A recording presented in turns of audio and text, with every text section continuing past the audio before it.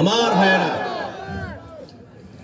আজ গত বছর এই মাহফিল হয়েছিল, কিন্তু এই মাহফিল করার জন্য পারমিশন নেওয়া লেগেছে। কথা বলে ঠিক কিনা? এই মাহফিল করার জন্য অনেক চেন্টু নেতার বাড়ি বাড়ি যাওয়া লাগছে।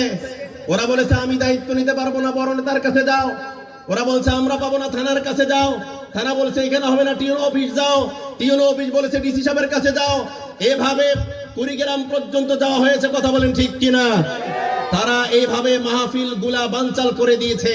দেখেন, মানুষেরা যখন সুযোগ পেয়েছে প্রত্যেকটা গ্রামে গ্রামে মাহফিল হচ্ছে। কথা বলেন ঠিক কিনা? আপনারা বিরক্ত হবেন না? মাহফিল হওয়া ভালো না খারাপ? এই জায়গার মধ্যে যদি গান হতো, যদি নাচনেওয়ালি আসতো, যদি গান বাজতো, আপনার আমার করার কিচ্ছু ছিল না।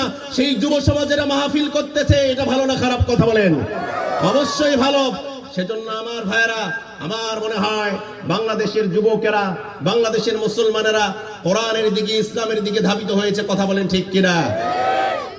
আজ বাংলাদেশের যে প্রান্তে যাই, যদি বলি রংপুর থেকে আসছি, তখন বলে হুজুর আপনার বাড়ি কোথায়? আবু সাইদের বাড়ির পাশে কি আপনার বাড়ি? আবু সাইদ যে ভার্সিটিতে পড়তো সে ভার্সিটির পাশে কি আপনি থাকেন? আবু সাইদের কবরটা কোথায়? একটু আবু সাইদের জীবন বৃত্তান্ত সম্পর্কে বলেন। কথা বলেন ঠিক কিনা? আমাদের রংপুরের উত্তরবঙ্গের মানুষকে মানুষেরা মফিজ বলে। তোমরা আমাদেরকে মফিজ বলতে পারো। কোরআনের জন্য, ইসলামের জন্য, দেশের জন্য, এদেশের মানুষের জন্য আবু সাইদ প্রমাণ করে দিয়েছে রংপুরের মানুষ, উত্তরবঙ্গের মানুষ মফিজ নয়। উত্তরবঙ্গের মানুষ দেশ ও জাতির জন্য, কোরআনের জন্য, ইসলামী আন্দোলনের জন্য, আল্লাহর জমিনে আল্লাহর দ্বীন কায়েমের জন্য দুহাত প্রশস্ত করে দিয়ে বুক উজাড় করে দেয়, কৃষ্ণ হয় না। কথা বলেন ঠিক কিনা মুসলমান? আমার ভাইয়েরা, স্বাধীনতা অর্জন করা এটা যেমন সহজ, এর চাইতে স্বাধীনতা ধরে রাখা তার চাইতে কঠিন বেশি। কথা বলেন ঠিক কিনা? এ দেশ নিয়ে যে চক্রান্ত হচ্ছে, আবারও যুদ্ধের ডাক আসতে পারে।